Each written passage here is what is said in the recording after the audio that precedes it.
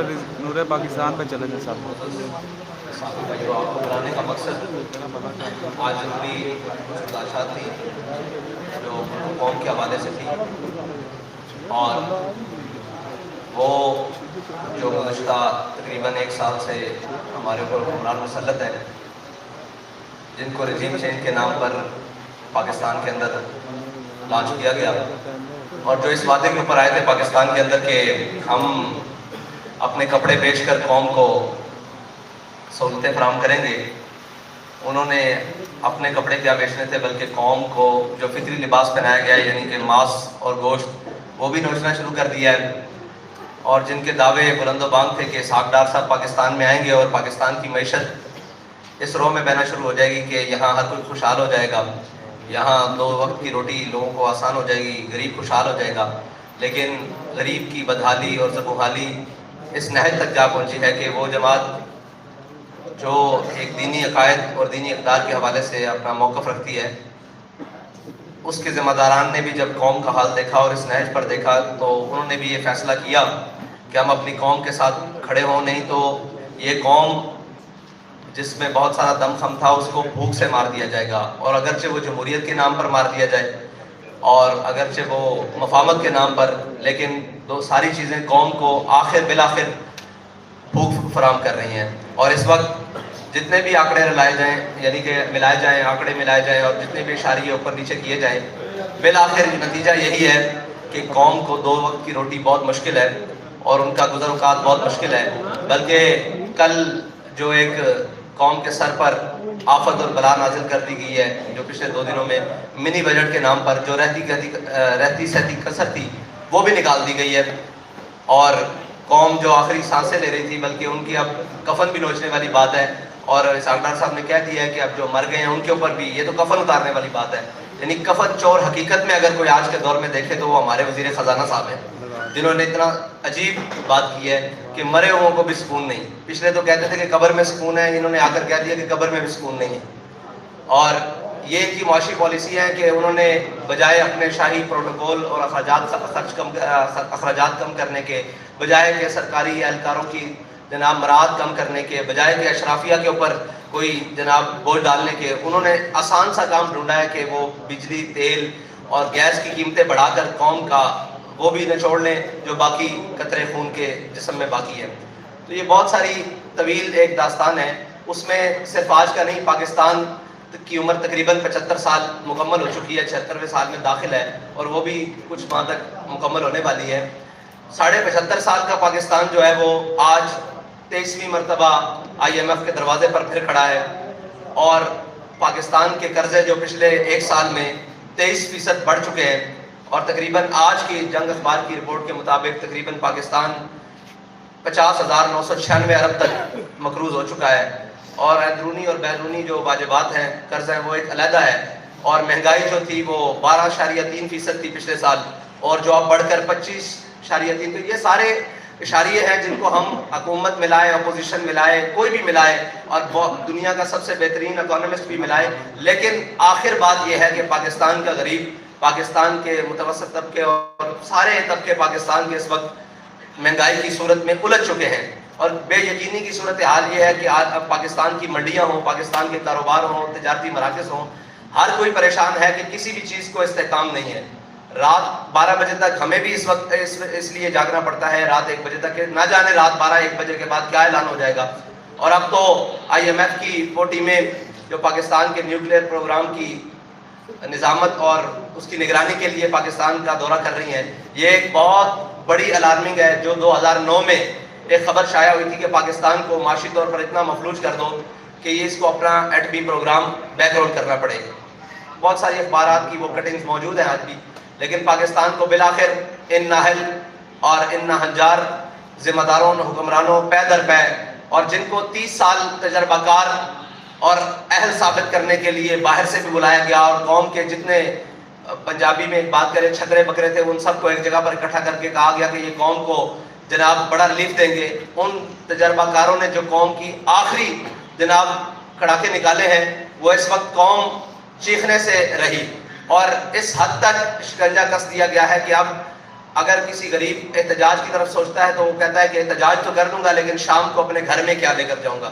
اس حد تک قوم کو نچوڑ دیا گیا ہے اور اس حد تک قوم کو لے جایا جا چکا ہے. اس پر ہم نے کہا تھا کہ آپ نے جتنا بھی مہنگائی کی ہے آپ رک جائیں, یہاں پر پیٹرول کی قیمتیں نہیں بڑھائیں. لیکن انہوں نے بضد ہو کر اور صاف ظاہر ہے اپنی عیاشیت قبر کرنے کی بجائے یہ بوجھ قوم پر ڈالنے کے لیے انہوں نے پیٹرول کی قیمت پھر بڑھائی ہے. اور اس میں ہمارا اعلان یہ ہے کہ ہم آپ کو پھر 72 گھنٹے کا الٹیمیٹم دے رہے ہیں اور ہمارا یہ آپ سے مطالبہ ہے فی الحال کہ آپ یہ پیٹرول کی دی ہوئی قیمتیں واپس لیں, ورنہ 72 گھنٹے بعد ہم وہ اعلان کرنے پر مجبور ہو جائیں گے جس کے لیے تحریک لبیک پہلے بھی جانی جاتی ہے. تو ہمارا انشاءاللہ وہ اعلان بھی 72 گھنٹوں بعد آ جائے گا, اس کے لیے میڈیا کی ضرورت نہیں پڑے گی, ہم انشاءاللہ اعلان کر دیں گے. آج اس لیے بلایا گیا ہے کہ ہو سکتا ہے بعد میں یہ کہیں گے جی ہمیں وقت دیا جاتا, ہمیں یہ کیا جاتا. آپ کو 72 گھنٹے کا حکومت پاکستان کو تحریک لبیک پاکستان الٹیمیٹم دیتی ہے کہ 72 گھنٹے کے اندر یہ قیمتیں جو تھیں وہ 14 فروری کی رات تک واپس لے آئی جائیں, یعنی کہ 250 روپے پیٹرول, یہ جو 22 روپے قیمت بڑھائی گئی ہے. اور عالمی منڈی میں بھی تیل کی قیمتوں میں استحکام آیا ہے, لیکن پاکستان کی ان ناجات اور جو بظاہر تجربہ کار ٹیم ہے اس نے پاکستان کے وہ سارے معاملات, اور لوگ کہتے ہیں جی کہ خریدا ہوا مہنگا ہے, تو اگر خریدا ہوا مہنگا ہے تو آپ حکمران کس بات کے ہیں, آپ کو حکومت کس بات کی دی گئی ہے اگر آپ ریلیف نہیں دے سکتے. اور اگر آپ ریلیف نہیں دے سکتے تو یہ قوم کی جان چھوڑیں. اور ہم تو انتظار کرتے رہے کہ شاید کسی کو اپنے اقتدار کے علاوہ قوم کے بھی خیال آئے, لیکن کچھ جیل کی جانب چل پڑے اور کچھ جناب قوم کے کپڑے اتارنے کی جانب چل پڑے اور قوم کو نوچنے کی جانب چل پڑے. اس لیے تحریک لبیک پاکستان نے فیصلہ کیا ہے کہ وہ میدان عمل میں رہ کر قوم کے ساتھ انشاءاللہ کھڑی ہوگی. صاحب بھائی اگر 72 گھنٹے کا آپ نے فنانس منسٹری کو جو وقت دیا ہے, اب اگر نہیں ہوتا تو کیا پھر آپ کوئی نیا مارچ کرنے جا رہے ہیں یا کوئی تھریٹ ہے؟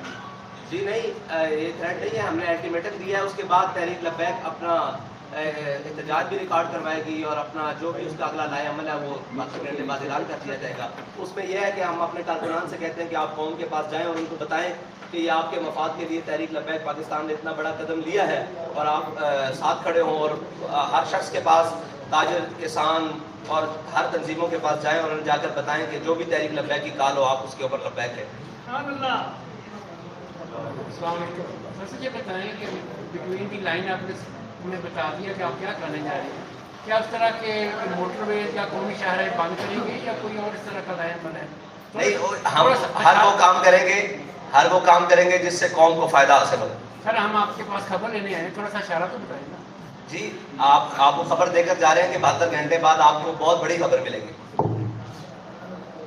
اور کوئی سوال نہیں؟ صاحب بھائی کیا آپ سمجھتے ہیں کہ موجودہ ملکی حالات میں جو اکانومی کی سچویشن ہے, ان حالات میں پیٹرول مہنگا نہیں کرنا چاہیے گورنمنٹ کو؟ آپ کو لگتا ہے اس کے علاوہ گورنمنٹ کے پاس کوئی آپشن نہیں تھی, کوئی IMF سے ڈیل بھی نہیں ہو سکی؟ میں نے آپ کو قوم کے پاس, حکومت کے پاز کافی سارے آپشن موجود تھے, صرف پیٹرول, بجلی اور نام کے گیس مہنگا کرنا یہ آپشن نہیں تھا.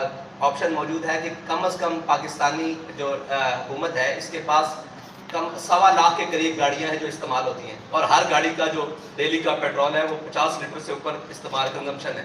تو یہ اگر اپنی شائع خرچیاں کم کر دے اور مریم نواز صاحبہ کو اگر ڈپٹی وزیر اعظم کا پروٹوکول ختم کر کے 1-2 گاڑیوں پر گزارا کرنے پر کر دیا جائے تو قوم کی بہت ساری بچت ہو سکتی ہے. صاحب بھائی ایک میرا سوال ہے کہ 10 مہینے ہو گئے اس گورنمنٹ کو, اور جس طرح پیٹرول انہوں نے آپ کے ساتھ بھی بڑھایا تھا اس وقت آپ نے پروٹیسٹ نہیں کیا, کوئی اعلان نہیں کیا, نمبر 1. نمبر 2, اب یہ جو آپ 72 گھنٹے کا ٹائم دے رہے ہیں اس کے بعد کیا پورے پاکستان کے روڈ بلاک کر دیے جائیں گے اگر آپ کی بات نہیں مانی جاتی؟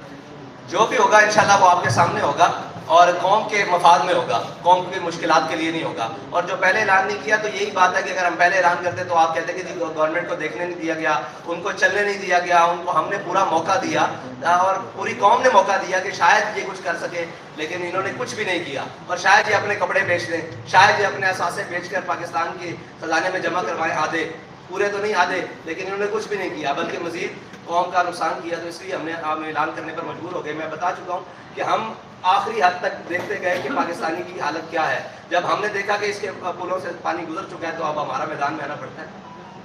صاحب کہ حکومت سے اگر آپ بچت کی توقع کرتے ہیں تو اس کے اقدامات بھی یقیناً بھی نظر آنے چاہیے. ان پہ تقریباً 100 کے قریب وزیر ہیں, پہلے 70 تھے, پھر آستہ کرتے کرتے 100 میں.